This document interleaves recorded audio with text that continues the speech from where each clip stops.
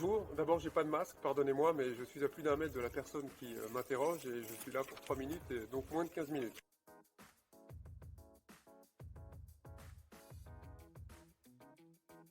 Brexit dur, j'aime pas beaucoup l'expression de Brexit dur, comme s'il pouvait y avoir un Brexit mou ou un Brexit consensuel. Le Brexit, par essence, est dur. C'est un membre de la famille qui quitte l'Union européenne, qui quitte la table pour la première fois, et c'est un coup porté à cette construction européenne dont il faudra assumer toutes les conséquences. C'est un choix des Britanniques qu'il faut respecter, même si on peut le regretter. Alors, ce Brexit, en plus, peut avoir des conséquences, aura probablement des conséquences négatives dans certains secteurs, je pense notamment à l'Europe de la défense. Mais au-delà de ces considérations générales, et si on parle des négociations elles-mêmes, à en croire ce que dit la presse et certains des négociateurs, cela avance assez difficilement en ce moment.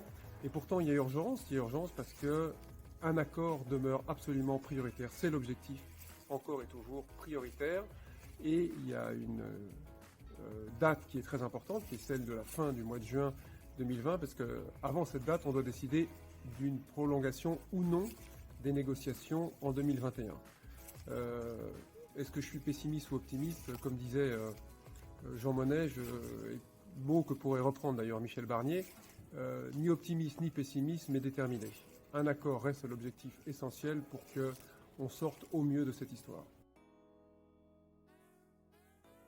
Alors l'union fait la force de manière générale, je le pense très sincèrement, particulièrement en matière européenne, et particulièrement quand on traverse une crise sanitaire, mais qui est aussi une crise économique, une crise financière très profonde, la plus profonde depuis très longtemps, qui touche des dizaines de millions de personnes. Oui, l'union fait la force. Alors il est vrai qu'au départ de cette crise, cette union n'a pas été très présente dans les faits, dans la manière d'apprécier cette crise, son ampleur, dans la manière de la traiter, d'imposer des solutions politiques, économiques, de fermer, de ne pas fermer les pays, le confinement plus ou moins important selon les pays. Donc ça s'est fait de manière un peu disparate. Petit à petit, les choses se sont arrangées pour qu'il y ait une coordination européenne plus importante. Aujourd'hui, la Commission a fait une proposition majeure, il y a quelques jours, de 750 milliards d'euros, dont vous avez certainement entendu parler, dont plus de 500 issus directement du budget. Ce sera un vrai test pour savoir si l'Union fait la force. Cette proposition, pour une sortie de crise économique, est sur la table maintenant des chefs d'État et de gouvernement, et il faut évidemment qu'ils démontrent que l'Union fait la force en faisant le meilleur usage. Alors ces anniversaires évoquent un certain nombre de choses. Je pense d'abord au Mouvement Européen France, qui est une formidable association qui fait beaucoup, qui œuvre quotidiennement en France, mais aussi à l'étranger, pour ce qui est des autres antennes du Mouvement Européen, pour que l'Europe puisse être s'appropriée par plus de gens, mieux connus, pour que le débat européen vive.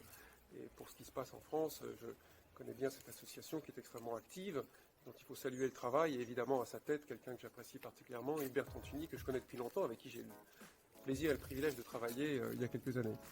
Alors ces 70 ans nous permettent de mesurer non seulement l'ensemble des progrès accomplis, parce qu'il y a eu beaucoup de progrès. Qui aurait imaginé il y a 70 ans que la construction européenne puisse rassembler aujourd'hui autant de pays avec autant de progrès pour tous les Européens?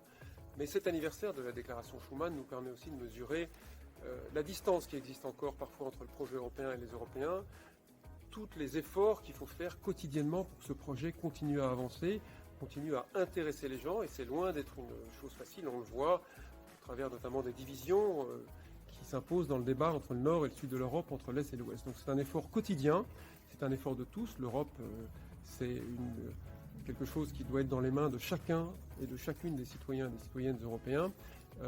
Voilà, donc c'est un projet absolument quotidien pour lequel il faut se battre, et je salue à nouveau le travail du mouvement européen dans cette perspective. Merci.